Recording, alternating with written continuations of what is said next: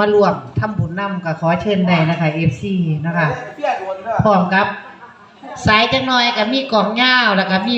วงโป่งล่างของอาจารย์มนตรีนะคะอีกอย่างก็นามสกุลยังก็มนตรีวงละ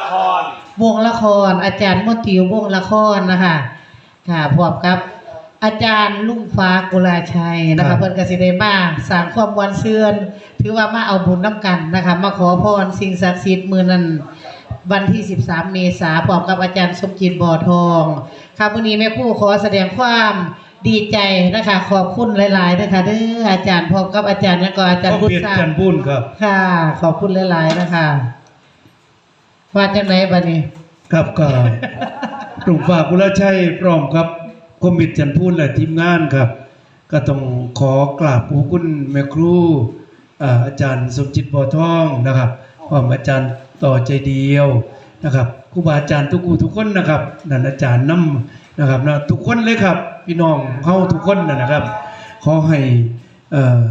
มีอายุวันนาสุขะพละปฏิภาณธนสารสมบัติพิพัฒนมงคลสมบูรณ์พ้นผลหมดทุกข์หมดโศกหมดโรคหมดภัย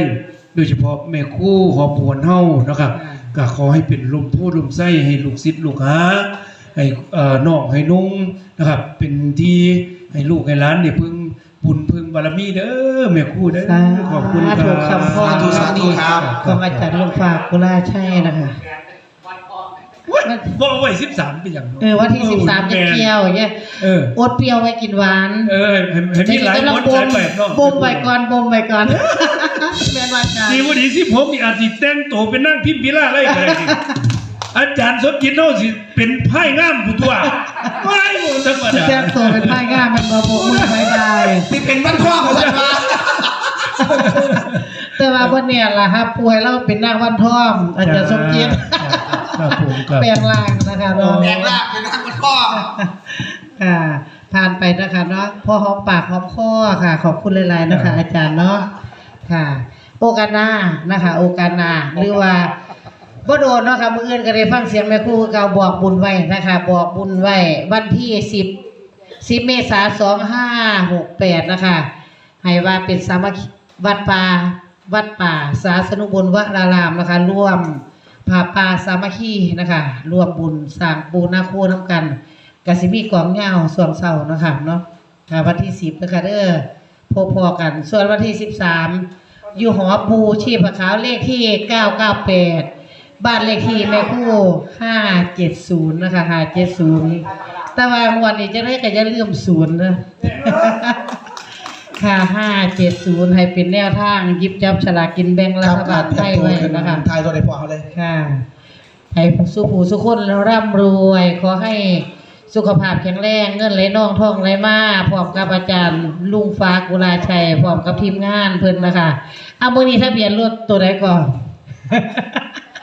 อันนี้ออกไปแล้วสิออกบ่บ่แน่ล่ะออกเบิดขึ้นพ่อ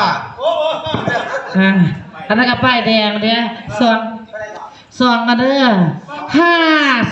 5077นั่นก็5077ป้ายแดงอันนี้ก็ป้ายแดง6034นะคะลองเบิ่งนะคะวันนี้เนาะค่ะสุผู้สุคนโชคดีค่ะร่ำรวยๆค่ะ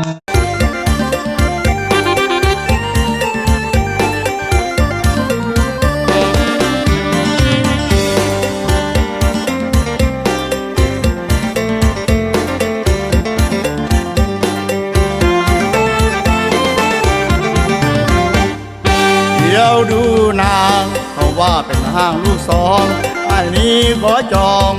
แอบมองน้องอยู่ตั้งนานเขาทิ่มเจ้าไอ้แห่งคิดสงสารหยุดเดือดหยุดทรมานคิดสงสารไม่ห่างผัวยาวเศร้าสะอายอย่ามางมงายไม่ห่างผัวยาอย่าอาสาน้องมีลูกแล้วเศร้าเอาเรื่องกลัวน้องกลัวหลับผู้ชายปากหวานน้องกลัวหลับผู้ชายปากหวานคบกันไปนานจะได้เห็นตัวตนต้องยอมอดทนเลี้ยงลูก2 คนเป็นแม่ห้างผัวอาสาเลี้ยงจะบ้านนอนเลี้ยงเป็นแม่ห้างคนสั่งตาบ้าเอ้ยแม่นที่มีลูกแล้วตั้งให้บ่แหน่ยามแรงอ้ายจะคอยใส่ใจยามเก็บปวดก้อยอ้ายจะคอยดูแลมีลูกติดอ้ายจะคอยเทคแคร์จะรักน้องนะไม่มีวันเปลี่ยนแปลงเสียงชัย ว้าให้มันบรรเทาคำเว้าของพี่ชายเอ่ยชายมันเจ็บข้างนี้ใจแป้วบ่หายอย่าถออายรถเก่ามือสองอย่าถออายรถเก่ามือสอง อ้ายก็เป็นสำรองเพราะว่าทางพอดีหักพี่ได้ไหมหักพี่ได้ไหมอ้ายก็เป็นอะไรซ่อมรถมือสองไม่ได้แก่ถึงผ่านเขาริมลองเป็นมือสองอ้ายก็ยังต้องใจพร้อมเขาเจ้ายินน้อมลืมเรื่องของเขาตาหน้าเอ้ยมันที่เป็นเบาต่อมาเจอเจ้าหักแพงตามบ่แลกคนทองเจ้าหน้าอ้ายที่ขันอาสาลับต่อของหา เป็นแม่ห่างผัวถึงผัวป้ายังมีลูกตามมา2 คนด้วยกันนี่แหละมันคือสิ่งผูกพันทำไมว่ากันจะอาสาเลี้ยง ใจหูอยากมาตามดูบ่ขอเว้าความเก่าเป็นจังไดกะสิฮักแค่เจ้าของเขาบ่สนใจหล่นฮักแม่ห้างพ่อป้าขอเป็นปัญญาของพี่ได้ไหมไม่ได้เกียรติถึงจะผ่านมือชายไอ้นี้เต็มใจจะเลี้ยงลูก2 คนถึงจนต้องผ่านอุปสรรคเขามอบความรักให้แม่ห้างพ่อป้าอยู่เตือนเจ้าต้องเช็ดน้ำตาที่บ่ถึงพ่อป้าหักอยู่อย่างจริงใจสิเว้าตามของเขาอายบ่ได้ติดปล่อยนางให้นางแม่นจะมีดูน้อยทางได้ความสนฮักเจ้าแล้วบ่ตีว่าแนวใดฮักเจ้าแล้วบ่ตีว่าแนวใดอายก็มาทำใจหาคนผู้เป็นหาเอาคนผู้เป็นหา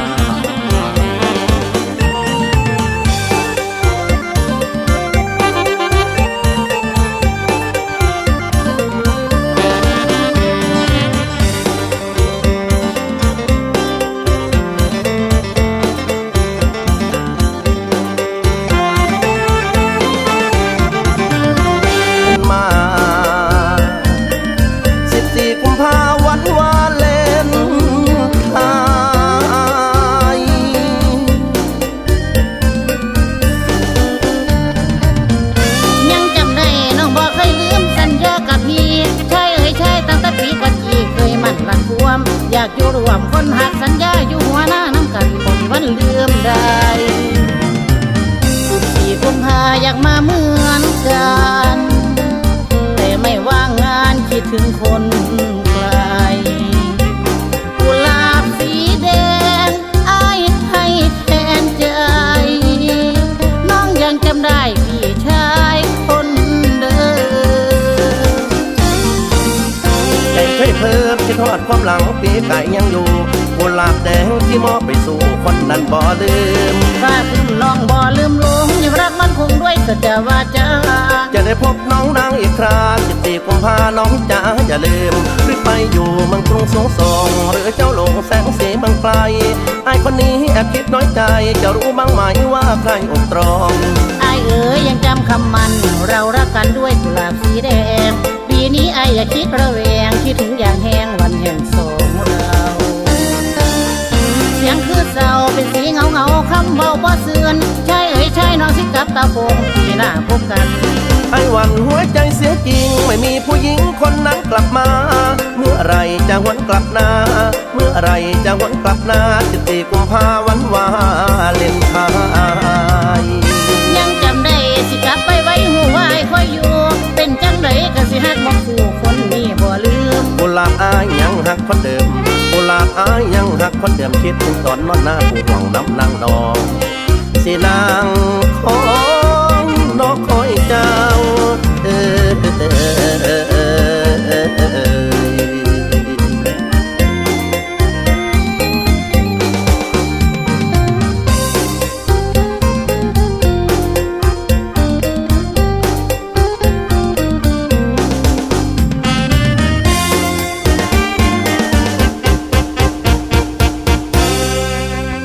ตัวเองหน่อยเร็วโอ้ยครับอำนาจเงินตาน้องไปใส่มาใส่ครับก็มีแต่ใส่เพื่อนเป็นประโยชน์ส่วนชีวิตของพวกเฮา